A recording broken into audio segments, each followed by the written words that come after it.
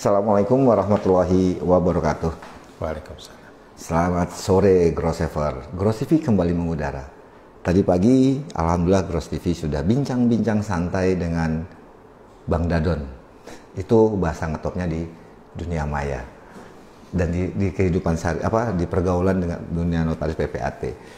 Nama aslinya Bang Donald SH. Dia ketua anggota sekretaris Dewan Kehormatan Pusat Ikatan Notaris Indonesia. Nah, ada INI, sudah pasti ada IPAT, Ikatan Pejabat Pembuat Akta Tanah. Di hadapan Gross TV ini, Kang Doktor, enak sih panggil Kang Prof ini. Amin. Kang Prof Dr. Udin Narsudin SH SPNM HUM. Beliau adalah Ketua Dewan Kehormatan Majelis. Maaf, terbalik tadi Kang Bang Donald majelis ya? Dewannya. Dewan Kehormatan. Kalau di IPAT Majelis Kehormatan Pusat Ikatan Pejabat Pembuat Akta Tanah. Sore ini kita akan bincang-bincang santai aja Kang ya. Ini lagi pada marak nih Kang. Marak, di sono ngomong begini, di sini ngomong begini. Tapi boleh dong kasih sedikit pandangan dari Kang Udin ketika sebuah jati diri kayak jurnalis diserang, pasti marah dong. Oh, wartawan itu bodrek, wartawan itu tukang gini. Ya, kok pasti marah dong kalau dituduh seperti itu. Digeneralisir dalam artian kalau ada wartawan jangan, karena dia pasti minta duit dan sebagainya. Ya, aku pasti marah. Nah, dari tanggapan Kang Udin ini dikit aja Kang. Ketika ada itu, apa sih sebetulnya harus dilakukan? Sikap apa sih yang perlu dibangkitkan dari jati diri notaris atau PPAT? Aku umum aja dulu. Ya sebetulnya kan kalau nyapa dulu dong. Itu disapa dulu dong. Oh ya, teman-teman sekalian, selamat sore. Assalamualaikum warahmatullahi wabarakatuh. Salam sehat semuanya ya. Sehat. Perkenalkan saya Udin. Udah tahu. Gak ada nonton udah tahu. Ya, jadi kalau bicara kasus sebetulnya ya, itu memang sudah terlalu banyak yang membahas gitu ya. Tentu itu akibat dari apa? Akibat dari pelanggaran gitu ya. Akibat tidak ada asap tanpa ada api kan. Pasti, gitu ya. Itu logika gampangnya lah gitu ya. Artinya tentu kita hanya bisa berserah gitu ya dengan apa yang terjadi. Berserah itu dalam artian ya memperbaiki. Nah tapi begitu sudah terjadi seperti itu ya tunjukkan bahwa memang kita tidak seperti itu kan, itu intinya. Tapi kan maaf si seseorang ini kan menyerang profesi kan, selalu menggaung-gaungkan bahwa profesi itu ya bagian dari mafia tanah, ini komplotan dan sebagainya. Menyikapi itu bagaimana Kang? Ya tentu ya kita bijaksana, atau kita harus selalu bijaksana ya. Kalau kemudian api disiram dengan bensin kan makin gede dong. Akan makin gede kan. Betul. Gitu ya. Artinya kan proses hukum sedang berjalan atau sedang dilaksanakan gitu ya. Dan memang kalau saya lihat dari beberapa pendapat rekan-rekan gitu ya, ada yang sebetulnya tidak pas ya. Kenapa saya sebut tidak pas? Karena kasusnya nggak seperti itu. Gitu ya. Jadi memang fakta-fakta yang bisa diungkap gitu ya, kasus-kasusnya itu sendiri adalah berangkat dari pelanggaran kode etik. Awal mulanya ya. Yang kemudian berkembang sampai kemudian ternyata bisa dibuktikan adanya pelanggaran pidana. Secara pidana. Ya, tindak pidana gitu ya. Jadi dari katakanlah misalkan dari 6 akte jual beli, satu dasarnya dari PPJB, PPJB-nya juga kemudian dikirim AJB-nya ke rekan X, kemudian juga yang 5 juga sama, AJB langsung dikirim dan seterusnya. Sebetulnya kan dalam Permen ATR 2 2018 juga sudah sangat jelas ya, tanda tangan di luar wilayah jabatan. Pelanggaran kode etik itu adalah melanggar, satu adalah tentu kode etik dan tentu juga melanggar Permen ATR 2 2018 dengan sanksi ya di lampiran 2 sudah bisa dilihat adalah pemberhentian dengan tidak hormat, karena itu masuk kategori sebagai pelanggaran berat. Itu di Permen 2 2018. Ya, Permen 2 2018 itu jadi katakanlah rujukan yang paling gampang. Kita sebut sebagai paling gampang karena langsung bisa dilihat gitu ya. Itu adalah pelanggarannya seperti apa. Gitu ya. Jadi kalau udah masuk ke dalam konteks pelanggaran pidana berarti kan di dalamnya ada kode etik ya. Dan tentu peran MKP di sini juga masuk termasuk juga peran Majelis Pengawas dan Pembina MP3. tingkat daerah, tingkat wilayah, tingkat pusat. MP3D, MP3W, MP3P. Ya, pusat. Ya. Nah, sebelum jauh Kang, maksud saya gini, ketika nama Akang kan notaris PPAT juga. Wah, notaris itu bagian dari mafia tanah. Ya, ini bagian ini, wah komplotan begini dan sebagainya. Itu kan mengeneralisir. Ya sebetulnya kan sudah katakanlah ya sudah dibuat jawabannya kan. Jawabannya Pak Ketum sudah sangat bijaksana menurut saya gitu ya. Sudah menyampaikan masyarakat tentu tidak usah khawatir dengan bertransaksi di hadapan PPAT, dan apa yang terjadi dalam kasus Nirina Zubir adalah hanya oknum. Menurut saya langkah yang dilakukan oleh Pak Ketum, Pak Dr. HP Harhab sudah sangat brilian gitu ya. Artinya menyikapinya ya tidak usah artinya marah, emosi ya, dengan emosional. Toh itu juga sudah dilakukan dalam konteks hak jawab gitu ya. Artinya hak jawab itu dalam hal bahwa kenapa kemudian menyebutkan Nirina Zubir NZ ya, NZ bahwa notaris semua PPAT semuanya enggak juga. Makanya kemudian sangat bijaksana apa yang disampaikan oleh Pak Dr. HH gitu ya, dan mengatakan bahwa memang bukan keseluruhan, bukan. Itu hanya oknum gitu ya. Dan kemudian tentu juga PPIPAT waktu itu saya melihat juga, menonton juga bahwa dia membantu pemerintah atau katakanlah mendukung pemerintah dalam hal pemberantasan mafia tanah. Dan kemudian juga kepada masyarakat diberikan katakanlah gitu ya, katakanlah agar tenang gitu ya, dan tidak usah khawatir bahwa untuk melaksanakan transaksi itu di PPAT gitu ya. Itu PPAT-nya PPAT yang memiliki kualifikasi yang baik. Nah, tadi kan sempat disinggung sama Kang Udin kalau tidak salah, awalnya pelanggaran kode etik, kemudian ketika diselidiki ternyata mengarah ke ranahnya pidana dan seterusnya. Terlepas dari pidana atau ini, aku mau bicara tentang kode etik dulu nih Kang. Ini kan kode etik INI dengan kode etik IPAT kan agak berbeda. Kalau kode etik INI, maaf, itu kan organisasi ya yang meramu dan sebagainya. Nah, kalau di IPAT ini kan disahkan oleh kementerian. Nah, kalau melihat dari kode etik tersebut, dengan diperkuat adanya Permen 2 2014 dari kacamata Kang Udin, masih layak nggak kode etik tersebut, Kang? Kita tahu bahwa kalau tadi yang disampaikan oleh Pak Mahfud itu tidak sepenuhnya benar gitu ya. Jadi yang disebut sebagai kode etik itu tetap dari organisasi gitu ya, dari IPAT sendiri. Oke. Ya, jadi formulasi dalam konteks isinya sebetulnya itu adalah rumusan dari PPAT gitu ya, rumusan dari teman-teman di IPAT. Oke. Ya, akan tetapi memang kemudian pemberlakuannya itu katakanlah melalui keputusan menteri kan gitu ya. Tetapi kalau ditanyakan terkait dengan esensi kode etiknya ya tetap oleh PPAT gitu ya. Oke.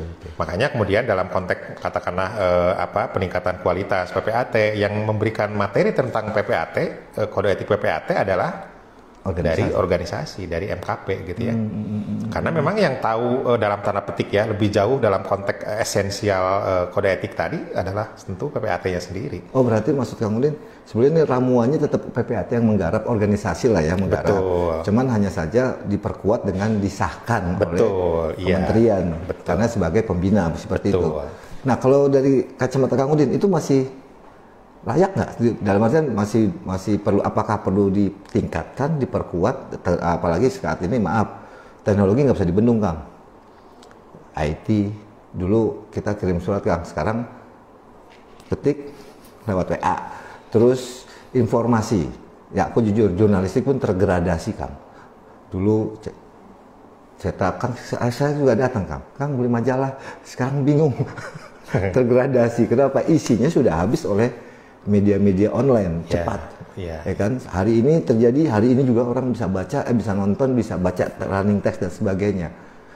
Nah, terlebih lagi dunia maya, ya aku sebut aja deh, ada Facebook, ada YouTube, WA gitu ya, WA group, Twitter, inbox, Instagram, like dan sebagainya. Ini kan nggak bisa dibendung, teknologi ini nggak bisa dibendung, bahkan hanya dunia dibilang dalam satu genggamnya, ya ternyata betul. Hanya modal satu HP, isi dunia, kejadian di seluruh dunia bisa tahu.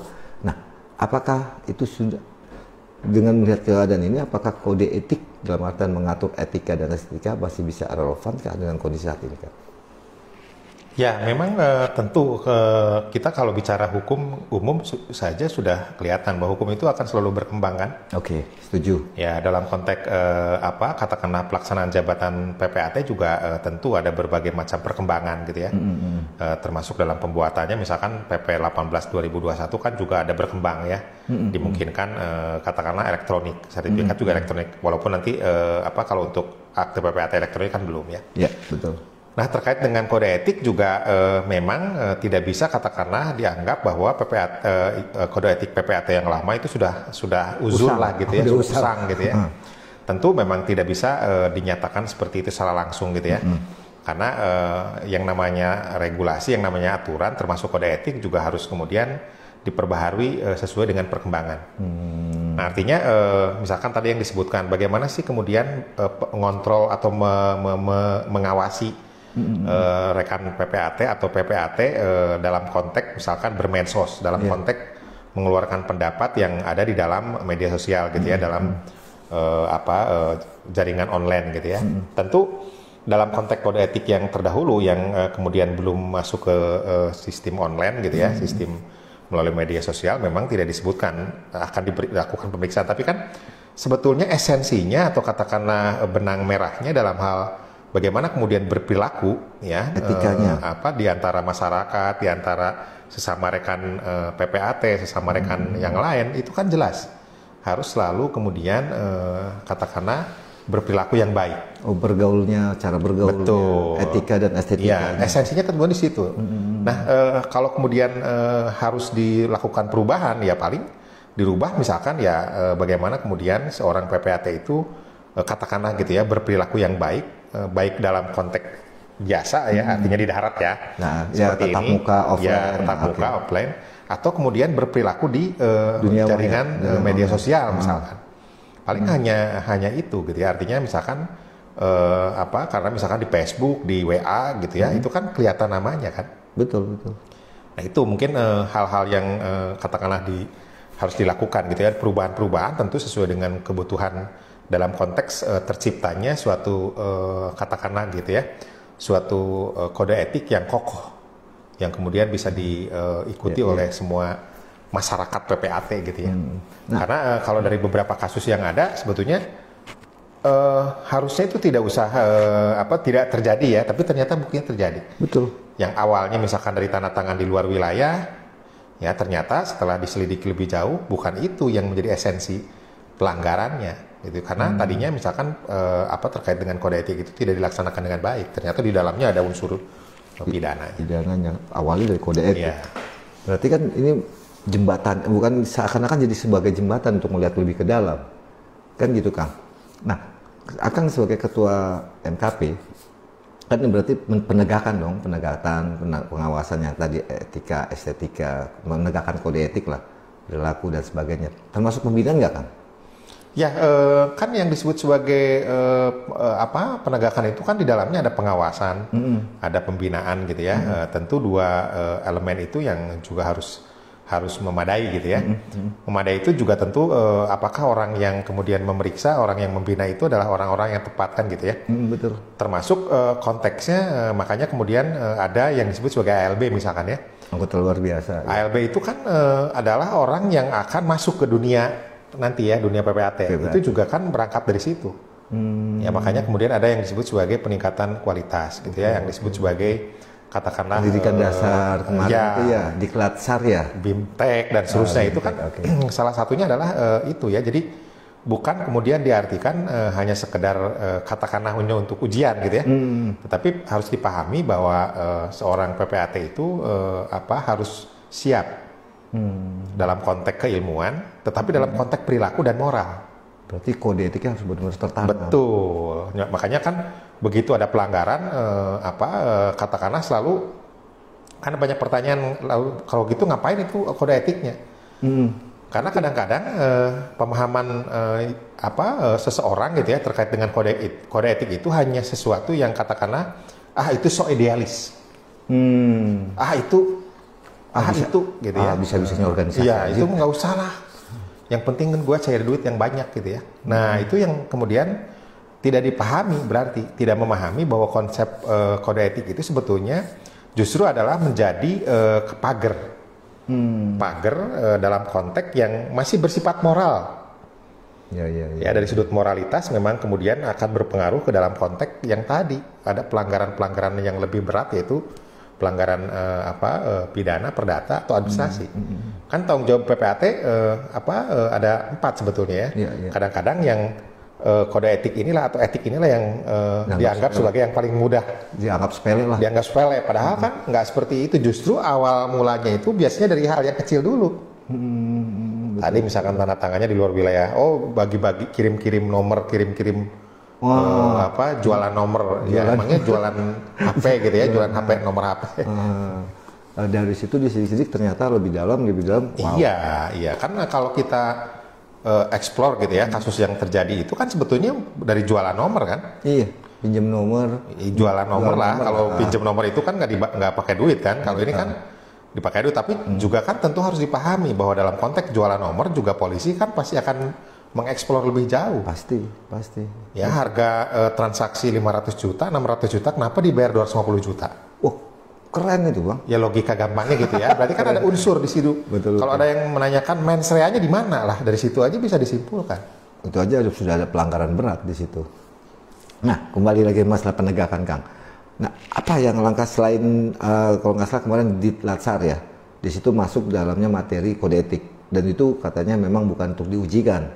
Bahkan Profesor Jimli pun sepakat bukan untuk dijadikan ujian, tetapi sebagai pembekalan penanaman. Nah, langkah untuk penguatan dari dalam ini apa nih Kang? Selain ada di Latsar, kemudian ada BIMTEK, untuk memperkuat dalam artinya itu tadi, jangan menganggap ini gampang, ini sepele. Yang 4 pokok yang harus dipahami oleh PPAT, yang terakhir ini kan kode etik yang harus apa yang harus dilakukan Kang? Dari organisasi, organisasi MPP sama DKP 2 organ kan? Nah, apa Kang? Ya kalau saya sih memandang gitu ya, kalau kita lihat dalam konteks katakanlah yang melaksanakan pengawasan gitu ya, kalau dilihat dari PP 3798 gitu ya, Perkaban 1 tahun 2006 gitu ya, terkait dengan kewenangan PPAT gitu ya, terus kemudian juga dalam konteks Permen ATR 2 2018 kan sudah sangat jelas gitu ya. Betul.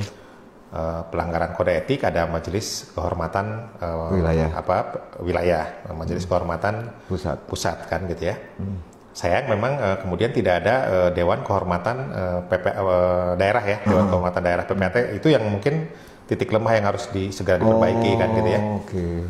Nah, tapi dalam konteks Permen ATR 2 2018 juga kan disebutkan bahwa yang kemudian diawasi gitu ya, yang kemudian dilakukan pengawasan dan pembinaan dan pengawasan itu ya oleh Majelis Pengawas Daerah, Majelis Pengawas Wilayah, dan Majelis Pengawas Pusat itu adalah dalam konteks pelaksanaan jabatan PPAT dan kode etik. Ada kode etiknya masuk. Kode etiknya itu sudah sangat jelas, artinya ya berarti kan walaupun katakanlah tidak ada Dewan Kehormatan Daerah gitu ya, Majelis Kehormatan Daerah katakanlah gitu ya. Tetapi kemudian ada yang disebut sebagai Majelis Pengawas Daerah. MP3D. MPPD ya, Majelis MPPD. Majelis Pembina dan Pengawas Daerah, tingkat daerah PPAT. MP3D. Enggak, Majelis MP2. Pembina dan Pengawas Daerah. MP2D. Tingkat daerah di tingkat kabupaten, kota ya, MP2W, wilayah, MP3, provinsi kan, di pusat ya. Nah, artinya dalam konteks penguatan melalui struktural sudah ada gitu ya. Sarananya. Nah, kembali lagi ke dalam konteks yang diri sendiri sebetulnya. Diri sendiri dari seorang PPAT itu yang harus disiapkan gitu loh. Disiapkannya itu berarti kan dimulai dengan pada saat pendidikan di notariat. Berarti kampus notariat dong. Nah, itu juga berarti kan kalau kita lihat dalam beberapa kurikulum di kampus gitu ya, memang kode etik PPAT itu tidak menjadi bagian yang cukup esensial. Karena dalam mata kuliah yang ada di dalam MKN itu yang ada adalah kode etik notaris kan. Iya. Kode etik PPAT-nya itu kelihatan kelupaan. Dianaktirikan ya, walaupun waktu saya pernah menjadi dosen di suatu tempat gitu ya, suatu kampus. saya selalu mengingatkan kepada rekan-rekan dosen untuk kode etik PPAT juga masuk. Diselipkan lah ya. Ya, apakah mau di dalam konteks kode etik notaris atau maupun di dalam konteks teknik pembuatan akte PPAT, teknik pembuatan akte tanah. Tapi lebih baik dibikin satu mata kuliah sendiri, Kang. Ya, nah itu satu yang bisa dilakukan dalam konteks diri seorang calon PPAT. Karena kan kalau bicara tentang kode etik itu tentu harus kemudian kita pahami ada 3 fase. Fase sebelum masuk ke dunia PPAT, fase di dalam PPAT gitu ya, dalam pelaksanaan jabatan PPAT dan sudah ekstra, sudah werda, pensiun. Nah, penguatan itu yang harus dilakukan memang sebelum ALB gitu ya, termasuk pada saat masih kuliah dan pada saat dia sudah menjadi anggota PPAT. Saat menjalankan. Betul. Nah, penguatan itu sendiri tentu bisa juga dilakukan melalui penegakan hukum, melalui penindakan gitu ya. Misalnya, tadi kan sudah disinggung terkait dengan bisa nggak sih dilakukan perubahan kode etik gitu ya? Tentu bisa kalau kemudian itu dilakukan gitu ya. Kalau kemudian politik dalam tanda petik political will dari organisasi itu melakukan itu. Artinya berarti kan penguatannya itu misalkan terkait dengan bagaimana pelanggaran kode etik itu bisa dalam tanda petik gitu ya ditegakkan. Betul. Nah itu sebetulnya hanya salah satu yang bisa dilakukan oleh organisasi karena sekarang ini kan kalau saya lihat gitu apa yang dilakukan oleh ketua umum yang sekarang sudah cukup katakanlah exciting gitu ya. Misalkan terkait dengan SOP pembuatan akte-akte walaupun kita sudah punya perkaban 8 tahun 2012 ya. Atau kemudian peraturan-peraturan yang kemudian menjadi turunan dari Undang-Undang Cipta Kerja yang Undang-Undang Cipta Kerja kan masih berlaku kan, betul, jadi bukan berarti kemudian putusan MK itu mengatakan bahwa tidak berlaku, enggak, tetap masih berlaku. Nah artinya dari konteks yang disebutkan di dalam peraturan-peraturan dari pemerintah gitu ya, dari BPN, katakanlah perkaban 8 2012, kemudian PP 2497. Kemudian PMNA 397, kemudian juga ada PP 3798, kemudian PP 24 tahun 2016, kemudian juga dalam konteks PP 18 2021 dan Permen ATR nomor 2 2018, kemudian juga ada Permen ATR nomor 16 tahun 2021. Itu kan sebetulnya sudah dibuat sedemikian. Ya, jadi aturan-aturan yang bersifat formal dalam konteks pembuatan akte ini loh regulasinya. Nah sekarang tinggal bagaimana penguatan dalam konteks kemudian bahwa ini kita punya kode etik. Kode etik itu kalau ada yang melanggar ya harus ditegakkan. Betul. Harus kemudian ada pengawasan, kemudian ada pembinaan. Pengawasan ada panis dong? Betul, ada panis gitu ya. Kalau misalkan pelanggaran ya harus dilakukan sanksi kan gitu. Betul. Ya. Nah yang menarik ini Kang, menariknya gini. Tadi Kang bilang ada MPPD. MPPW dan MP3D, MP3P, MPPP ya, MPPP, MP3 pusat. Menariknya gini Kang, kalau bicara ke sana kan itu melibatkan pihak luar. Karena komposisi di MPPD itu kan tidak hanya PPAT. Kalau nggak salah 5 ya PPAT-nya, 7 dari pemerintah. Nah kalau aku sedikit nyebrang ke kakak paling tua, itu kan ada DKP, DKW, DKD. Itu kan murni. Isinya itu adalah notaris semua. Sebagai Dewan Kehormatan Daerah, Dewan Kehormatan Pusat, Wilayah, Dewan Kehormatan Pusat. Sama dengan MKP. MKP kan murni. Nah, apakah yakin dengan MP3 yang melibatkan pihak luar itu bisa menegakkan kode etik? Sedangkan yang ditegakkan itu adalah PPAT. Itu gimana Kang kalau saya katakan? Ya, makanya saya bilang tadi, kenapa kemudian harus dibuat rumusan yang katakanlah perubahan ya, terkait dengan ada yang harusnya ada Majelis Kehormatan Daerah, PPAT. Tidak putus di MKW aja?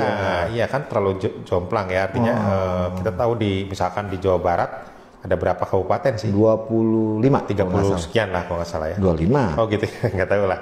Saya bukan orang Jawa Barat sih ya. Kalau di Banten 8 ya?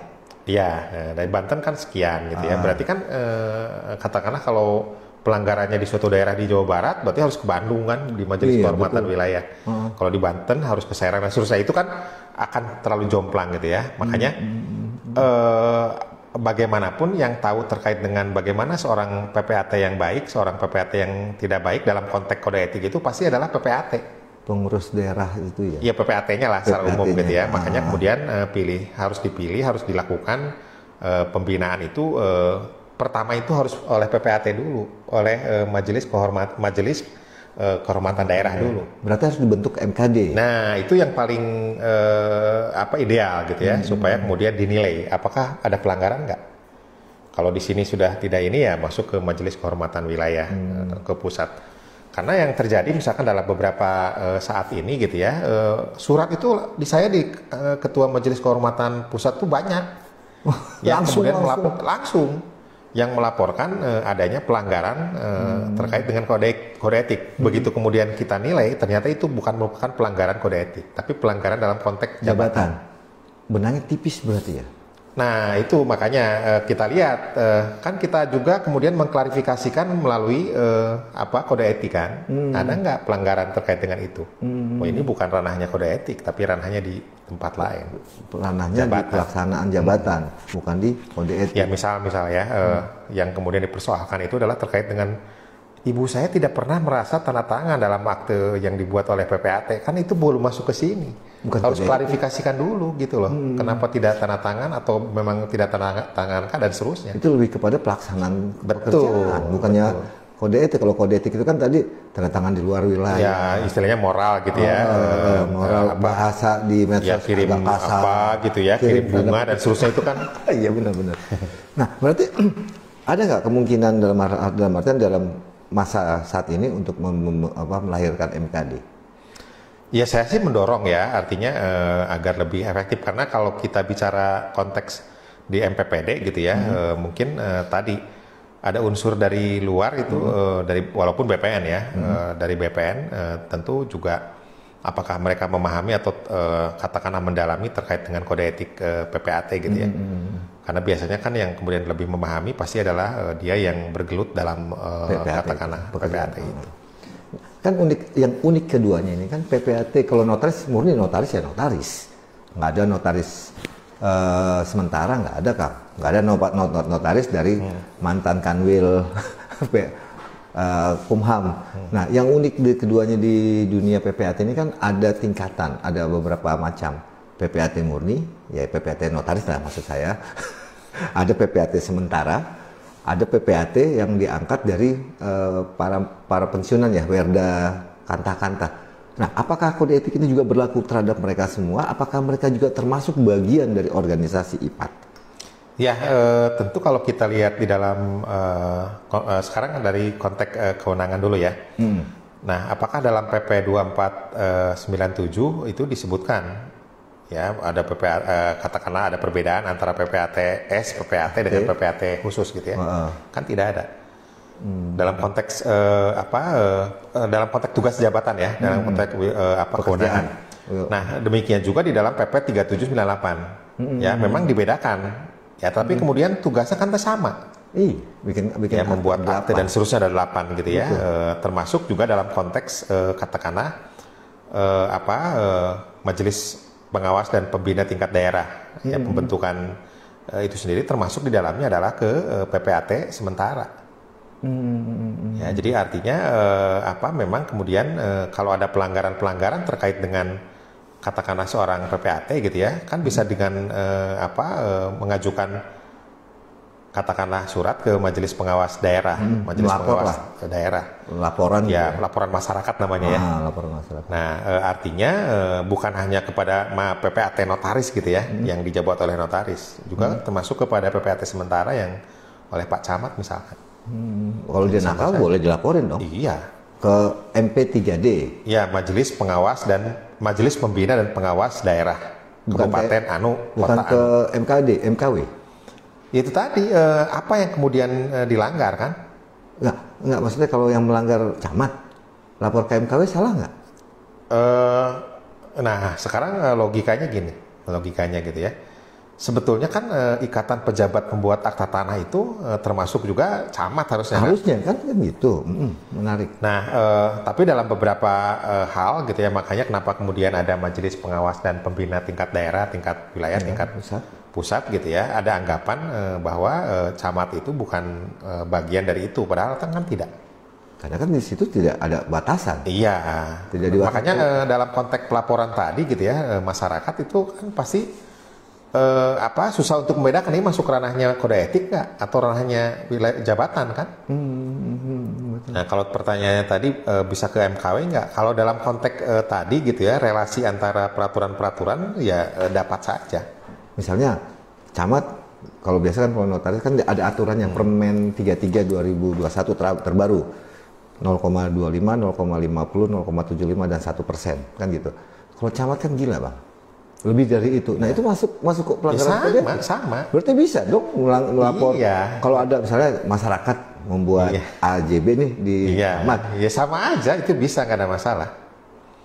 Boleh dong masyarakat nih, maksudnya biar aku kasih informasi ke masyarakat kalau ada dikenakan biaya besar-besaran oleh, maaf tanda petik, oknum tersebut, berarti bisa melapor dong.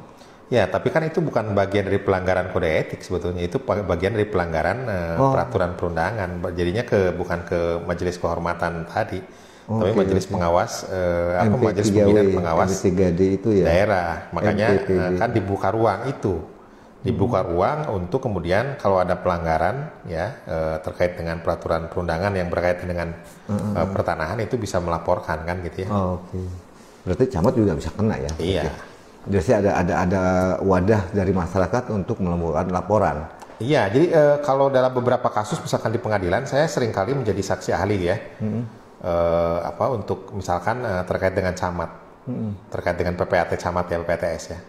Itu ada selalu banyak pertanyaan apakah memang pembuatan dengan akte camat itu juga peraturan jabatan PPAT berlaku gitu ya, 3798 dan 24 2016 pasti. Jawabannya pasti sama berlaku gitu ya, karena dalam konteks tadi gitu ya, termasuk perkaban 1 2006 gitu ya, itu juga kemudian melingkupi PPAT sementara tadi.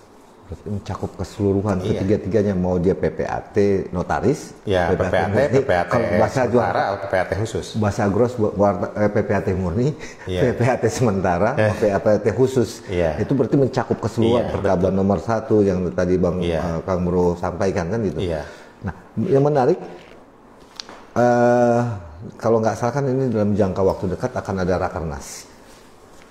Ada dong, berarti ada kemungkinan di situ diusulkan perubahan kode etik atau penambahan tadi yang menarik itu majelis kehormatan daerah. Dalam artian tadi kalau melihat wilayah Banten mungkin hanya 8 kabupaten kota, tapi kayak Jawa Tengah, Jawa Timur, Jawa Barat itu kan di atas 20. Jadi dalam artian kalau ada MKW menangani itu, MKW menangani kan, karena kan MKD-nya kan belum ada. Itu kan membutuhkan waktu, akhirnya menimbulkan ya itu tadi, dengan mencuatnya kasus-kasus belakangan ini apa karena tidak adanya MKD sehingga banyak kecolongan gitu kan? Apa itu salah satu case lah?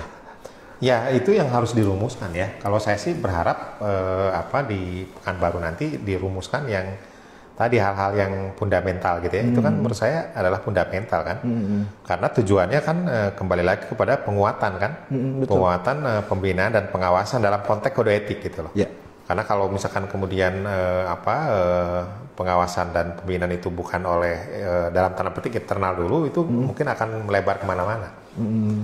Itu tadi. Jadi saya sih berharap beberapa item dalam konteks bagaimana penguatan pembinaan pengawasan dalam konteks kode etik itu kemudian bisa dirumuskan lebih jauh di dalam rakernas tersebut ya, atau katakanlah minimal diagendakan untuk kemudian dilakukan katakanlah di forum lain yang kemudian memadai gitu. Yakin nggak dengan MKW itu mengawasi satu provinsi? Kalau MKW sih memang tugasnya ya, artinya kan seperti yang dalam konteks di INI kan, di INI di saudara kandung kita yang walaupun tidak pernah akur gitu ya, kalau ada pelanggaran terkait dengan kode etik kan ada DKD, ya bisa dijalankan gitu ya, bisa kemudian direkomendasikan ke tingkat wilayah dan seterusnya ya. Kalau bisa selesai di tingkat daerah, alhamdulillah. Nah kalau di PPAT? Nah itu yang saya bilang harus dirumuskan seperti itu. Kita boleh saja kemudian dalam tanda petik mengadopsi gitu ya, mengadopsi hal-hal yang bagus gitu ya, karena memang kan di dalam konteks INI juga sama orang-orangnya kan itu juga kan, maksudnya itu saya adalah bagian dari INI dan kemudian PPAT gitu ya, walaupun tentu ya itu tadi kadang-kadang kayak kucing gitu ya. Iya, kucing rebutan ikan. Bercanda crossover. Nah, berarti kan ini nggak mungkin satu MKW berapa orang sih, Bang? 5. Sama 3. Iya. 3 mengawasi satu provinsi. Ya makanya. Nggak mustahil banget, Bang. Ya makanya itu yang katakanlah MKP kan sebetulnya 5 ya, cuman kan sekarang tinggal 4. Ya makanya MKP itu provinsi se-Indonesia, MKW seprovinsi aja udah mumet ngelihat yang 26 kabupaten kota. Ya kan, sedangkan kalau notaris wilayah kerja se-Indonesia seprovinsi. Kalau wilayah kerja dari PPAT kan kabupaten kota. Ketika ada yang ya itu tadi, bagaimana bisa mengawasi jual beli nomor itu? Nah, ini ada hal menarik, Kang. Aku mau sekalian minta pendapat Kang Udin. Beberapa waktu yang lalu sempat ke daerah Jawa Timur, Jawa Tengah, iseng ngobrol dengan beberapa teman-teman PPAT. Minta tolong ke teman yang berada di luar daerah, karena objeknya di luar daerah. Itu hal yang biasa. Bagi mereka itu hal yang biasa. Tapi sebenarnya itu diperbolehkan tidak dalam kode etik? Ya kan sudah sangat jelas memang tidak boleh kan. Jangankan yang seperti itu, yang sekarang majang foto di medsos gitu ya, pada saat tanda tangan emang boleh? Kan nggak boleh. Tapi kan banyak, Kang.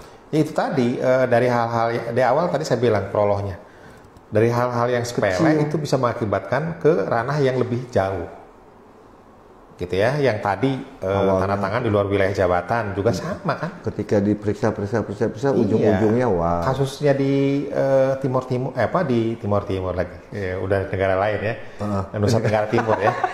negara Tenggara Timur kan, awalnya itu sebetulnya yang dieksplor oleh jaksa itu adalah terkait dengan tanda tangan di luar wilayah. Itu ke saya itu kan dicecernya itu Pak Jaksa gitu kan, di bahasa saya ya, Pak Jaksa, tanda tangan di luar wilayah jabatan itu bukan merupakan pelanggaran pidana, tapi adalah pelanggaran administrasi, ya, pelanggaran etik gitu ya. Kenapa? Karena kita lihat di dalam ketentuan PP 2497, PMN 397, dalam konteks peraturan jabatan PPAT 3798 juga jelas. Nah, ada di dalam Perkaban nomor 1 tahun 2006. Ya, pasal 52 PPAT itu harus menjalankan jabatan di jabatannya, di wilayah jabatannya, di kabupaten, di kabupaten, kota di kota. 52 ayat 52 ayat 2-nya disebutin PPAT boleh kemudian menandatangani di luar wilayah jabatan, di luar kantornya. Kalau ada kesepakatan, kan gitu ya. Saya bilang berarti kan boleh dong, gitu kan.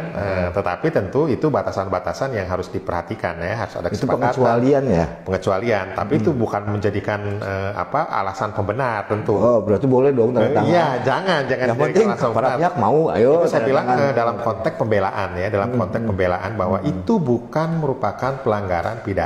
Etik, lebih kepada ya, etik, kemudian ke administratif, kalaupun itu dianggap sebagai pelanggaran kan gitu ya. Nah, yang jadi persoalan itu karena ada beberapa kejadian itu kemudian dianggap wah biasa kalau gitu nggak boleh dong gitu kan. Nah, itu yang kirim akte kemana gitu ya. APHT sama. Nah, kemarin waktu di NTB juga saya ada beberapa yang kemudian, nah ini dibuat SKMHT-nya di Jakarta, objeknya di Lombok gitu ya. Provinsi Bang. Emangnya gue nggak pernah ini nggak boleh makan nggak teman-teman di sana kan? Iya. Kan itu juga harus perhatian dalam konteks yang sederhana tadi gitu ya. Ya berarti kan dunia perbankan juga harus paham. Jangan sampai kemudian objeknya di katakanlah tadi Lombok misalkan ya, tanda tangannya di Jakarta SKMHT perjanjian kreditnya. Ya nggak boleh. Kasihlah kesempatan ke rekan-rekan yang ada di Lombok, betul. Sana. Jangan sentralisasi. Kabupaten di Jawa Barat di mana? Jangan kemudian diembat semuanya oleh di Jakarta gitu loh, di Banten misalkan kalau kantor pusatnya di Banten. Berarti ada kemungkinan karena tidak adanya MKD sering kecolongan jadinya, karena kan ya itu tadi bicara manusia kan ada keterbatasan. informasi, karena kan hanya berlima mengawasi seprovinsi. Makanya perlu bertiga mengawasi seprovinsi. Sedangkan wilayahnya luas. Ya mungkin karena ada celah itu kali Kang, sehingga banyak kecolongan-kecolongan, ya pelanggaran etik-etik tadi itu kerap kali dilakukan. Gitu loh. Ya kalau saya sih mungkin itu hanya salah satu sinyalemen ya, salah satu yang bisa jadi menjadi indikator gitu ya. Tapi sebetulnya kan kembali lagi kepada diri sendiri PPAT kan gitu ya, karena bagaimanapun sekuat apapun pengawasan, sekuat apapun pembinaan, kalau dari niat diri sendirinya kemudian tidak ingin berubah, tidak ingin menjalankan jabatan dengan baik, mau apa? Lo mau apa lo? Kan gitu. Kan gue nyari duit. Susah. Ya itu kan ujung-ujungnya, makanya selalu saya bilang dalam beberapa kesempatan, PPAT itu harus merdeka. Apa artinya? Merdeka dari segala kebutuhan yang katakanlah yang seharusnya tidak usah dibutuhkan. Mobil mewah, tas branded. Ya kalau misalkan memang rezekinya sudah segitu ya jangan aneh-aneh lah. Merdeka dari tekanan dari klien. Klien, iya. Ya kliennya ini notaris BPAT itu bisa, kenapa di sini enggak? Ayo dong. Ya gitu. Ya udah deh. Dan tentu juga merdeka dari aparat, merdeka dari instansi lainnya. Jadi minimal 3 merdeka itu kemudian bisa membackup seorang PPAT dari jeratan-jeratan yang tidak seharusnya terjerat gitu. Berarti kan kalau dengan misalnya seandainya ada MKD, itu kan sebuah salah satu bentuk penguatan di dalam juga kan sebetulnya. Iya, itu saya bilang MKD itu salah satu ya yang mudah-mudahan dengan nambah itu nambah katakanlah lembaga institusi gitu ya, itu bisa kemudian menambah daya bina, daya dorong, daya awas, daya pengawasan dalam konteks membangun seorang PPAT atau rekan-rekan PPAT seluruh Indonesia menjadi lebih baik. Nah, kembali ke itu, gambaran itu oke lah, kalau institusi itu tidak ada kan berarti lebih mudah untuk mengawasi, karena kan langsung di daerah, bahkan dia paham tentang daerahnya itu sendiri, ketimbang Kang Udin di Tangerang, yang diawasi Serang, kondisinya seperti apa, karakter kan mesti belajar lagi dan sebagainya, itu oke lah, berarti ada perlu satu elemen penambahan untuk penguatan dari dalam organisasi yaitu MKD. Nah, aku mau sedikit Kang, ini kan bukan rahasia umum, Kang. Ini ada kerjaan nih, tolong, oke. Katanya boleh kalau dia kerjakan 100% oleh yang diberi kerjaan. Bukan berarti, misalnya Akang ngasih kerjaan ke saya nih, saya PPAT, Akang ke PPAT. Tapi ya aktenya saya yang bikin. Bukan Akang, karena Akang yang ngasih bukan berarti semerta-merta Akang yang bikin akte gitu kan. Apakah seperti itu, apa memang mendingan tidak boleh? Ya, gini, sebetulnya rumusannya ya boleh-boleh saja dibuat, katakanlah saya notaris PPAT Tangsel. Ada rekan saya dari Surabaya ingin kemudian karena objeknya di sini. Objeknya di sini. Dia aja datang ke sini, tanda tangan di sini di hadapan saya sebagai PPAT di sini. Nggak ada masalah toh kalau kemudian menjalankan jabatannya di sini ya, dan segala macamnya tanda tangan di sini. Tidak dilarang. Berarti PPAT-nya mendampingi klien gitu? Betul. Bukan sebagai saksi dong? Bukan, jangan sebagai saksi gitu kan? Karena mendampingi sekalian aja gitu. Iya kesini makanya. Nah yang terjadi kemarin itu kan bukan mendampingi, tanda tangan di tempat saya. Ya saya tanda tangan PPJB, udah itu dipasukkan tanda tangannya gitu ya. Terus saya jadi saksi. Saya kirim ke rekan saya di sana. Ya, saya dibayar sekian, lumayan sekian lah, gitu kan. Lumayan gitu lah. Kan? Berarti boleh datang mendampingi klien. Betul. Tapi untuk mendampingi. Betul, nggak masalah. Tapi kan, jangan jadi saksi ya. Kan sekalian Kang. Lumayan menyelam minum air. Itu kode etik. Kalau jadi saksi. Ya tetap nggak boleh lah. Itu kan prinsip kehati-hatiannya juga tidak dipakai itu. Berarti itu lebih kepada pekerjaannya, melanggar pekerjaan, jabatan pekerjaan ya, pelaksanaan. Berarti boleh mendatangi ke wilayah, ya kan karena rezeki kan rezeki kan bebas kan, masa rezeki dari timur Akang nggak mau? Ya mau sih kalau sesuai dengan prosedur ya nggak ada masalah lah. Ya kan dari Kalimantan Kang, tolong dong nih aku ada tanah 100 hektar di Kalimantan, urusin dong. kan, tapi karena di luar wilayah itu tadi. Iya. Berarti kliennya yang di Jakarta dibawa. Iya, yang sekarang itu kan banyaknya tanahnya misalkan ya di suatu daerah ya di provinsi X gitu ya.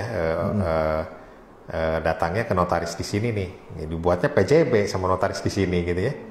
Padahal tanah di sana. Nah hal-hal kayak gitu berarti akal-akalan. Perlu dong, perlu pemahaman pendalaman di dalam internal organisasi. Iya, itu tadi yang saya bilang. Sebetulnya kan 3 tahap itulah yang harus dikuatkan gitu ya. Dikuatkan fase di mana sebelum masuk ke organisasi gitu ya, masuk ke dalam konteks ALB ya. Itu juga harus dikuatkan. Makanya yang sudah dilakukan oleh sekarang pengurus yang sekarang itu sudah bagus gitu ya. Artinya memberikan kesempatan kepada teman-teman ALB gitu ya untuk kemudian menambah ilmu pengetahuannya melalui materi-materi yang disampaikan gitu ya, BIMTEK atau apapun namanya lah ya, dengan berbagai macam gitu ya. Walaupun tadinya kan wah harus bayar dan seterusnya, padahal kan bukan itu sih esensinya sebetulnya, tapi penguatan dalam konteks yang sebelum masuk ke wilayah ini, wilayah jabatan. Nah setelah sebelum masuk ke wilayah jabatan juga dari kementerian juga kan ada ya penguatan dalam konteks peningkatan kualitas kan itu juga masuk.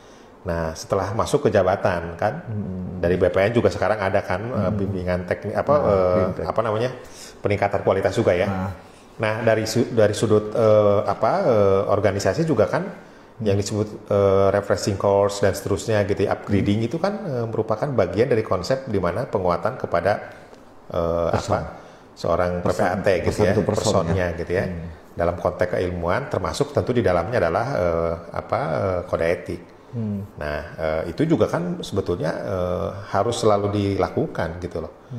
Artinya tidak kurang-kurang sebetulnya ya organisasi Maya, tapi kembali lagi ke satu person. Apa karena kode etik IPAT PPAT itu tidak masuk di kurikulum kampus sehingga ya sebetulnya sih gini, apakah nanti ke depan perlukah organisasi melakukan kerjasama dengan prodi-prodi se-Indonesia? Nah itu yang harus dipikirkan ya. Jadi memang waktu saya pernah ngajar lah ya di suatu kampus gitu.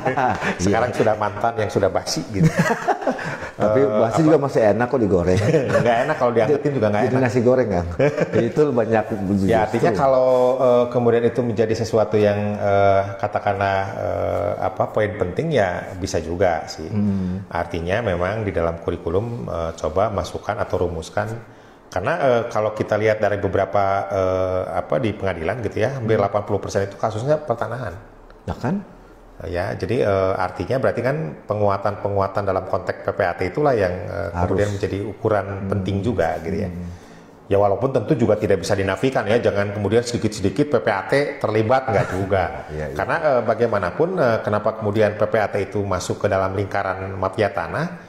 Ya karena pasti terkait dengan hak atas tanah itu kalau peralihan atau pembebanan itu kan melibatkan PPAT. Pasti.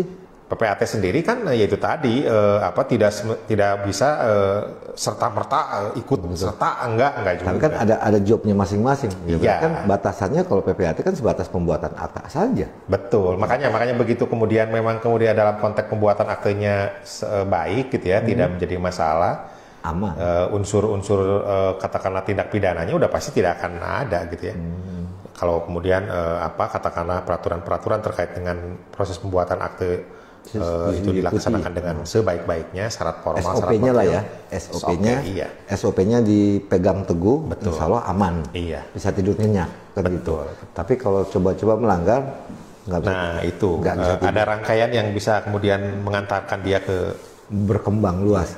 Berarti bisa dong dalam artian dari MKP kan karena dua organ di organisasi ini kan MKP dan PP. Nanti bisa dong dalam artian berdiskusi untuk merangkul ya kayak tetangga yang sebelah. kakak tiri, kakak kandung yang tidak pernah akur gitu ya. Kakak kandung yang nggak pernah akur, nggak tahu dianggap tiri atau enggak gitu. Ya sebetulnya sih memang selalu sih kalau saya juga berdiskusi ya dengan Pak Ketum. Nah mungkin nanti ke depan nanti anggota MKP semuanya kita diskusikan segala macam, kita rumuskan seperti apa dalam konteks penguatan kode etik tadi. Dalam artian ya itu tadi bisa dijadikan kurikulum juga kan di salah satu mata kuliah lah. Iya. Karena yang saya tahu dari beberapa dulu kan karena liputan di lapangan itu selalu ada namanya mata kuliah kode etik notaris. Iya. Tapi nggak ada kode etik PPAT. Berarti itu. Iya. Sedangkan persyaratan untuk jadi PPAT kan tetap MKN kan? Iya. S2 minimal kan gitu. Terlepas dua PPAT yang lain, PPAT khusus dan PPAT sementara. Kan gitu. Kalau PPAT murni kan ada persyaratannya. Usia berapa, lulusan apa kan ada diatur. Iya. Kan gitu. Nah, makanya kenapa ini diatur tapi tidak ada dimasuk di mata kuliahnya kan tanda petik juga kan. Mungkin ke depan kali Kang ya. Insya Allah. Ya. Nah, yang terakhir, maraknya di medsos, dunia teknologi tadi sepakat kita nggak bisa bendung. Bahkan sekarang handphone bisa buat macam-macam lah. Bagaimana Kang untuk ke depan untuk penegakan ini? Dalam artian, ya entah dia beriklan boleh nggak sih PPAT? Ya nggak boleh, pasti kode etiknya juga jelas nggak boleh kan? Nggak boleh, beriklan tidak boleh dan sebagainya lah, banyak hal yang kode etik yang dilarang. Kalau melihat medsos saat ini dan bagaimana cara menertibkannya ke depan Kang, apa yang perlu dilakukan oleh baik organisasi maupun MKP? Ya kembali lagi kepada person juga sebetulnya ya, apapun ceritanya harus 3 tadi, bebas dari ya tiga bebas merdeka gitu ya, merdeka, yang di depan tadi ya. Tapi ya tentu terkait dengan katakanlah penambahan dalam item kode etik juga penting juga gitu ya. Artinya misalkan bagaimana seorang atau perilaku seorang PPAT dalam bermedsos misalkan. Itu juga kalau misalkan ingin dirumuskan juga katakanlah menurut saya cukup penting juga gitu ya. Karena kalau kita lihat atau saya lihat dalam beberapa kejadian misalkan ya seorang PPAT dengan gampangnya ngomong kata-kata yang kasar gitu ya di dalam media sosial itu juga mungkin harus menjadi perhatian kita gitu ya. Karena bagaimanapun kalau kita lihat kode etik yang ada di dalam PPAT, kode etik yang ada di dalam IPAT gitu ya, kan bukan hanya sekedar dalam konteks pembuatan akte gitu ya, tapi dalam konteks berperilaku. Berperilaku itu di dalam tengah-tengah masyarakat. Bergaulan. Iya, terkait dengan bermedsos gitu itu juga kan. Nah, walaupun kita tahu dalam konteks kode etik itu kan tidak ada yang disebut sebagai kode etik universal gitu ya. Ya. Profesi A dengan profesi B sama enggak juga. Betul. Ya, tetapi spesifik PPAT, spesifik anggota IPAT gitu ya, itu mungkin yang harus dirumuskan. Misalkan katakanlah dalam konteks penegakan kode etik yang berkaitan dengan bagaimana cara bermedsos misalkan. Itu salah satu rumusan yang mungkin saja teman-teman tidak setuju ya, tapi kalau kemudian itu adalah untuk kepentingan kemaslahatan masyarakat IPAT kan kenapa enggak? Karena kan menjaga istilah jabatan pejabat umumnya ini kan? Iya, menjaga marwahnya.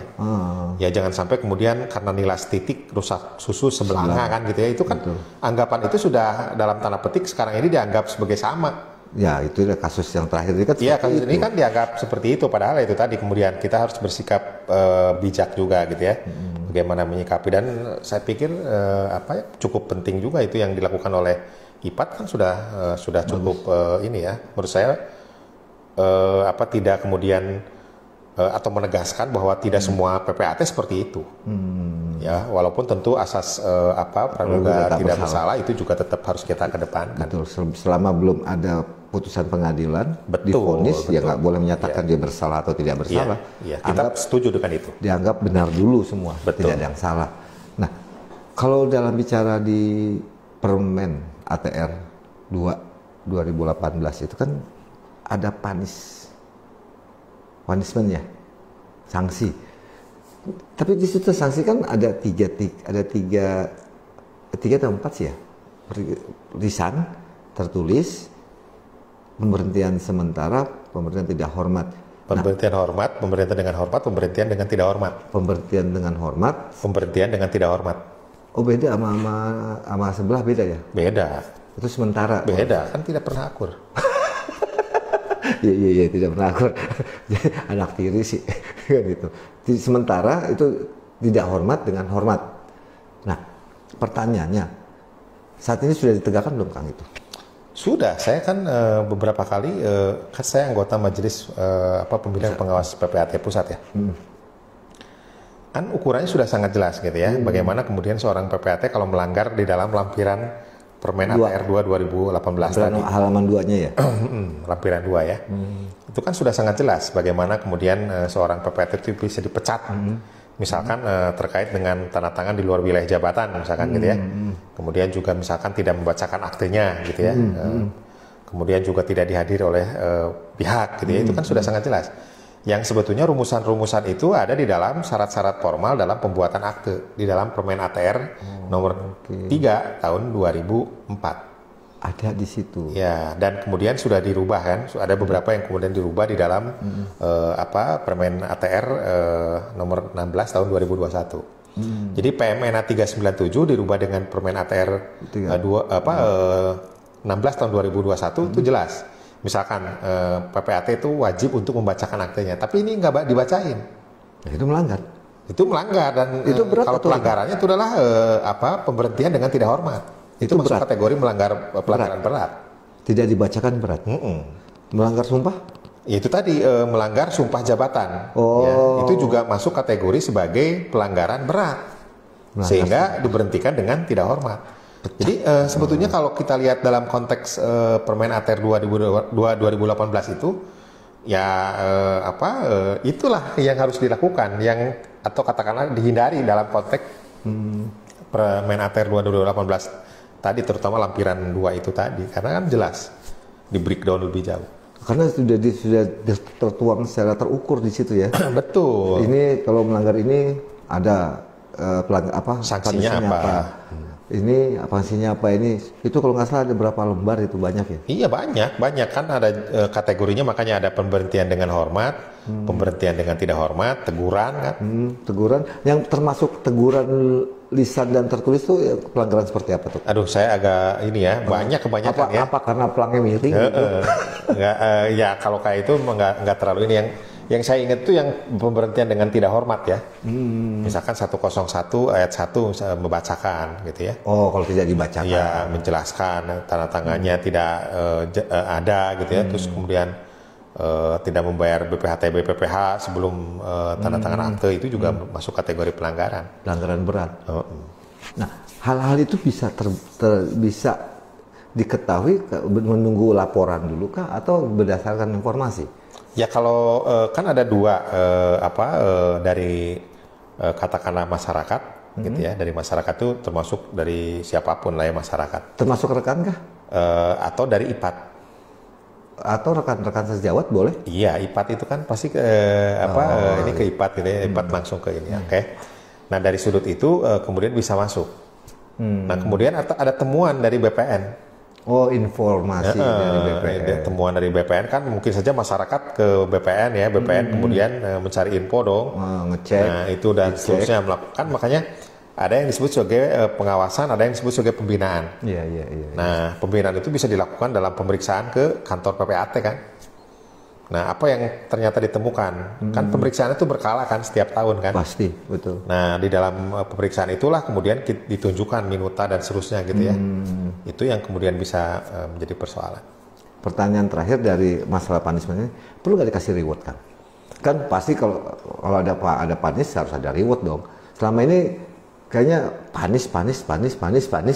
Ya. Tapi reward dari organisasi kayaknya belum. Ya, gini loh, kalau organisasi sebetulnya kan dalam konteks PPAT gitu ya, misalkan di Banten ada yang disebut sebagai PPAT Award gitu ya. Kan dari luar kan. Iya, makanya kalau dalam konteks BPN ya, tapi dalam konteks organisasi apa yang bisa dilakukan reward ke PPAT kan orang dia menjalankan jabatan kemudian dibayar. Iya benar. Itu kalau misalkan pengen dalam tanda petik ya pengen dipercaya orang ya harus kemudian bisa mempercaya diri sendiri dengan baik kan gitu ya. Oh, iya. Dengan menjalankan jabatan dengan baik gitu loh. Berarti reward itu cukup dari BPN aja ya? Ya, atau kalau dari IPAT apa gitu kan? Kalau IPAT lagi puyeng, gue juga puyeng nih. Orang kemarin aja kas nggak ada, kasih reward. Oke, crossover sebelum menarik nih kalau bicara dengan Kang Udin itu nggak akan pernah selesai seperti yang udah. Sebenarnya masih panjang, banyak yang Gross TV tanyakan karena sudah azan maghrib.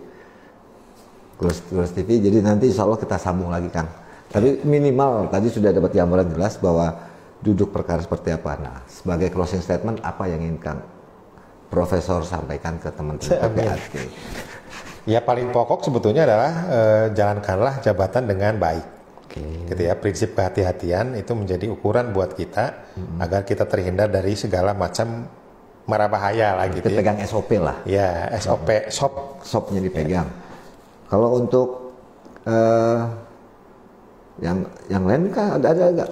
Ya kalau saya sih mungkin ke masyarakat ya, masyarakat ya tidak usah khawatir gitu ya, karena sebagaimana sudah disampaikan oleh Ketua Umum juga kan tidak semuanya begitu. Oknum lah itu. Oknum gitu ya, penyebutannya oknum karena kita akan melayani dengan sebaik-baiknya gitu ya. Ini sebelum saya urus tutup. Sebetulnya nama PPAT itu sudah familiar nggak sih Kang di masyarakat? Ya inilah yang jadi persoalan itu kadang-kadang ya selalu PPAT itu dengan notaris sama gitu ya, padahal kan berbeda ya. Karena memang PPAT itu hanya ada di Indonesia. Di Belanda itu nggak ada PPAT. Iya. Adanya notaris saja gitu ya, atau di negara lain notari publik. Itu nggak ada PPAT. PPAT itu hanya di Indonesia gitu loh. Satu-satunya negara yang punya PPAT. Karena kalau di negara lain tuh kalau mau melakukan perbuatan hukum terkait dengan tanah ya dengan misalkan Malaysia lewat solisitor gitu ya, lewat pengacara. Berarti nggak salah dong kalau ada yang ngelapor ke ya saudara kandung yang tidak pernah akur. Padahal masalah. Iya tanah gitu ya. Itu tadi ya kita sih masih maklumi dalam konteks masyarakat gitu ya. Ya tapi kalau misalkan yang orangnya ngerti misalkan pengacara ya lapornya ke ini ya repot. Aneh juga ya. Aneh gitu. Berarti nggak belajar. Oke, nggak ngomong gitu saya. Bercanda. Ntar dia dengar lagi. Ya udah, Grosever, insya Allah kita akan sambung nanti dalam bincang-bincang santai dengan Prof. Udin. Amin. Tunggu kabar baiknya. Sampai jumpa di liputan dan bincang santai Gros TV selanjutnya. Wassalamualaikum warahmatullahi wabarakatuh.